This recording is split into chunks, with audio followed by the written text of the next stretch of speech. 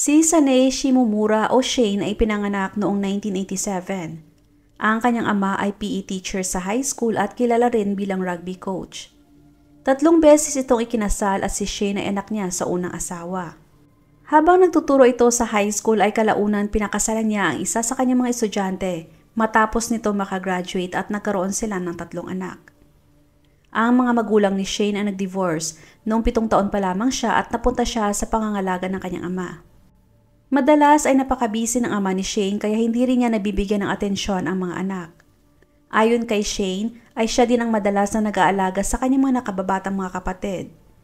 Sa statement ng isa sa mga teacher ni Shane ay sinabi niya na napakaresponsable nitong mag-alaga sa kanyang mga kapatid.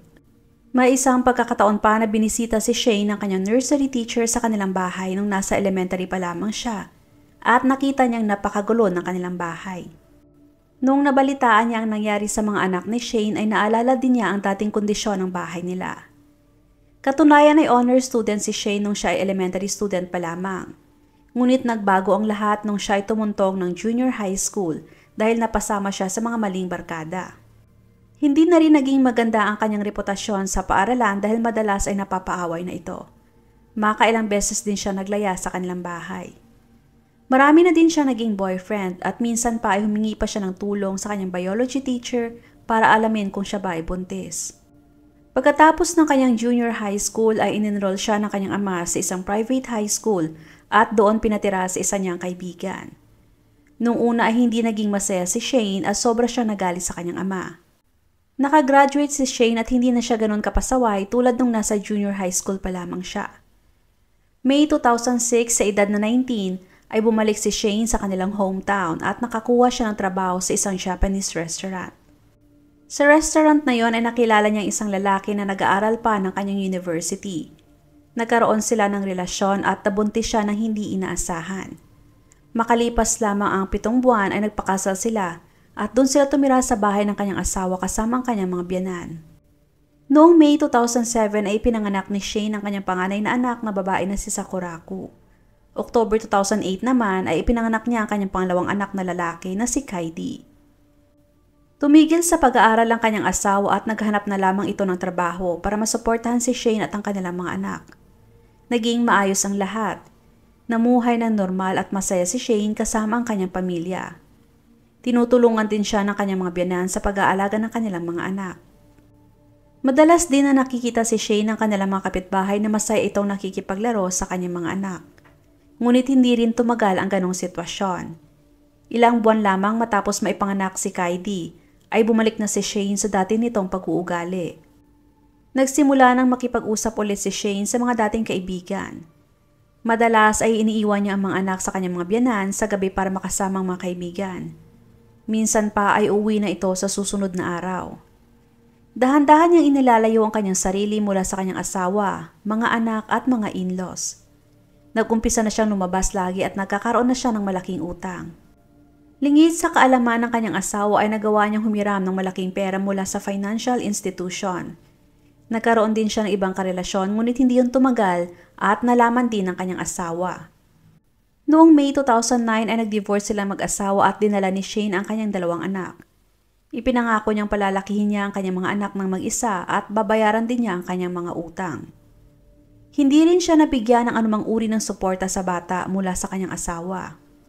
Lumipat si Shane sa Nagoya City at dahil high school lamang ang kanyang natapos, kaya wala din siyang nahanap na maayos na trabaho. Kalaunan ay nakapagtrabaho siya sa isang bar at ang kanyang sahod ay 270,000 yen o 109,000 sa peso kada buwan.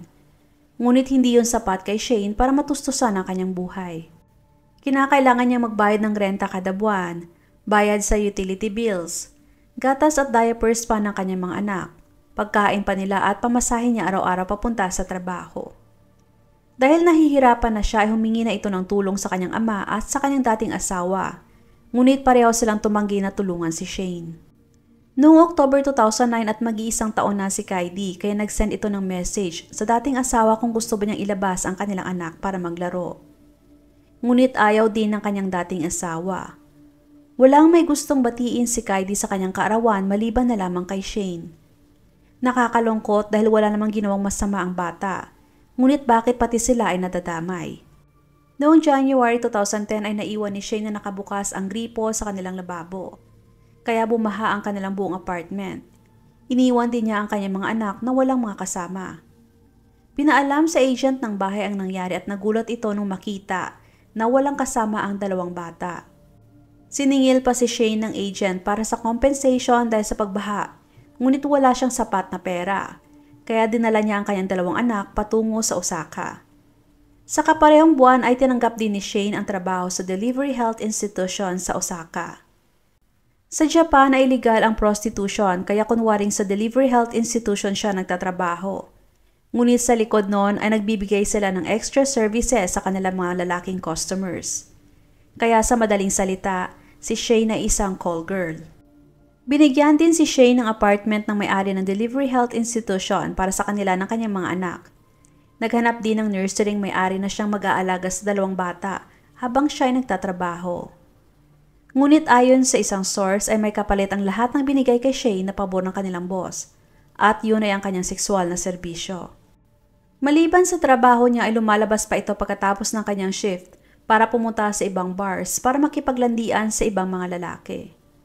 Isa yon sa mga stress reliever ni Shane at ginagawa niya yon halos gabi-gabi. Sa sobrang pagkabisi niya ay nagumpisa na rin siyang mapalayo sa kanyang mga anak. Sa tuwing uuwi naman siya sa kanilang apartment ay nagdadala ito ng mga bento boxes, cup noodles o di kaya tinapay mula sa convenience store para ipakain sa mga anak. Pagkatapos ay iiwanan niya ng ilang oras sa mga bata sa kanilang kwarto at nakalak pa ang pintuan. May mga ilan din na nakapagsabi na nakita nila si Shane kasama ang kanyang mga anak sa isang park noong March 2010 na hawak-hawak ang cellphone. Kahit umiiyak na umano ang kanyang mga anak at tinatawag siya, ay para wala itong naririnig at nakatuon lamang ang kanyang pansin sa kanyang telepono. Bago pa man ang March 30, 2010 ay nakatanggap na ng reklamo mula sa kanilang mga kapitbahay si Shane dahil sa matagal at malakas na pag-iyak ng kanyang mga anak tuwing gabi. Sa mga oras na yon ay nasa club si Shane kasamang iba't ibang lalaki o di kaya minsan pa ay sa mga kaibigan siya nakikitulog. Sinasabi niya sa mga kaibigan na sa kanyang mga magulang niya iniwanan ang mga anak. May pagkakataon pa na binisita niya ang kanyang pamilya sa kanilang hometown na hindi dala ang mga anak at sinabi niya sa kanila na iniwanan niya ang mga ito sa bahay ng kanyang mga kaibigan. Noong March 30, may isang nag-aalalang kapitbahay ang tumawag sa pamamagitan ng abuse hotline sa Osaka Municipal Child Consultation Center para ireklamo si Shane. Pinuntahan ng mga welfare officers ang apartment noong March 31, April 1 at 2, ngunit wala silang makontak o makausap kaya umalis na lamang sila. May karagdagang 2 pang reklamo na natanggap ang center ngunit kada punta nila ay walang may bumubukas ng pinto sa kanila. Hindi rin nila alam kung sino ang nakatira sa apartment. Wala rin silang naririnig na ingay kada punta nila kaya wala silang nagawa. Noong June 9, 2010 ay nagdesisyon si Shane na iwanan ang kanyang mga anak. Gumamit siya ng adhesive tape para ilak ang pintuan sa kanilang sala. Inilak niya ang 2 bata at pumunta sa bahay ng kanyang kaibigan. Basta nalaman niyang iniwanan ang mga bata sa ganong sitwasyon. Iniwan niya itong payat at hindi man lang niya pinakitaan na pagmamahal hanggang sa mamatay ang mga ito. Katapusan ng June ay sinabi niya sa isang kaibigan na iniwanan niya ang kanyang mga anak sa kanilang apartment na walang kasama at baka namatay na mga yon. Sinabi pa niya na wala siyang ganang pakainin ang mga anak o paliguan man lang ang mga ito. Nakaramdam na din daw siya na pagsisisi na nagkaroon pa siya ng mga anak. Sa kabila ng alam niyang na maaring mamatay ang kanyang mga anak na walang kinakain ay hindi nagpatigil si Shane sa ginagawa. Tuloy pa rin ito sa pagpunta sa mga bars gabi-gabi para magsaya. Panay post din siya sa kanyang mga social media ng kanyang mga litrato na umiinom at kasamang iba't ibang lalaki habang nakikipag-inuman. July 29, 2010, 50 days matapos niyang iwanan ang kanyang mga anak ay umuwi pa ito para i-check ang mga bata. Nakita ni Shane na parehong nakahubad habang nakahiga sa sahig ang mga bata at wala ng buhay. Katunayan ay naaagnas na rin ang kanilang mga katawan, ngunit iniwan niya ulit ang mga ito na parang walang nangyari. Hindi siya tumawag ng mga pulis at niwala siyang ginawa sa katawan ng mga bata. Umalis siya sa apartment, pumunta sa club at pumunta pa sa hotel kasama isang lalaki na nakilala niya. Nag-post pa siya sa kanyang social media ng salitang fun noong gabing yon. Noong July 30, isa sa mga kasama ni Shane ay nag-alala dahil hindi ito pumasok sa trabaho ng ilang araw. Kaya nagdesisyon siyang puntahan at bisitahin ito sa kanyang apartment. Pagkarating niya ng apartment ay nakaamoy ito ng nakakasulasok na amoy. Tumawag siya ng mga pulis para i-report ang tungkol sa amoy na nagmumula sa loob ng apartment. Agad namang tumungo ang mga pulis sa nasabing apartment, ngunit kinakailangan nilang dumaan sa balcony dahil sa nakalock ang main door. Pagkapasok nila ay nagulat sila sa nakita. Napakadumi at napakagulo ng apartment. May mga basurang nakakalat kahit saan at hindi rin nila kinayang amoy. Doon ay nakita na ng mga pulis ang pinagmula ng amoy. Ang naaagnas na katawan ng dalawang maliliit na bata. Sila ay parehong nakatihaya sa sahig at halos magkahawak pa. Wala mga damit at napapalibutan ng napakaraming basura. Ayon sa forensic ay isang buwan ng patay ang mga bata bago pa ito nakita. Ang sanhi ng kanilang pagkamatay ayon sa report ay dehydration at pagkagutom. Sa autopsy report ay nagpapakita na walang natirang pagkain sa kanilang tiyan. Ibig sabihin ilang araw na silang hindi nakakakain bago sila namatay. Napabalita rin na hindi na naglalabas ng basura si Shane simula nang lumipat ito sa apartment. Kaya may mga tambak na basura sa balcony at sa loob ng sala. Marami sa kanila ay ang mga take-out boxes, ngunit wala na ring natirang mga pagkain. Wala rin laman ang kanilang ref. Kaya malamang ay kinain na lamang ng dalawang bata ang kahit na anumang makita. May nakita din ng mga dumi sa buong apartment at kinain pa nila ang sarili nilang dumi dahil sa gutom. Pinatayan din sila ng aircon kaya nila hinubad ang kanilang mga damit dahil sa sobrang init. Sa kaparehong araw na natagpuan ng mga bata ay nagawa ding matrack ng mga pulis ang kinaroroonan ni Shane kaya agad nila itong inaresto. Pagkatapos maaresto ay dumaan ito sa psychological test sa loob ng 5 buwan para makita kung siya ba ay mentally fit na mananagot sa ginawa. Siya ay itinuring na karapat-dapat na humarap sa trial noong 2012. Sa trial ay sinabi niya na hindi niya ginusto na mamatay ang kanyang mga anak, kaya guilty lamang siya sa kasong pag-abandona.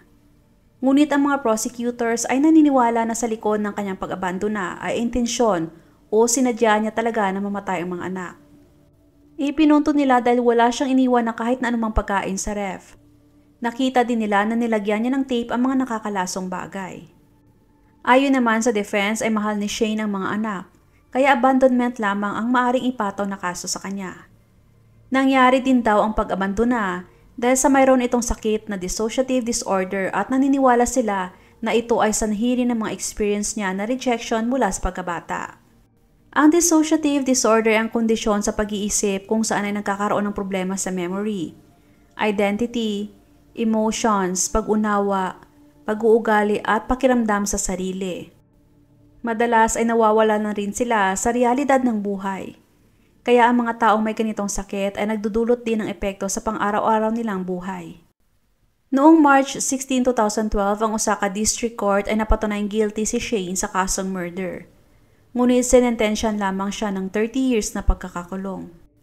Nakaligtas siya sa death penalty dahil sa isinalang-alang nila ang naranasan niyang trauma dati.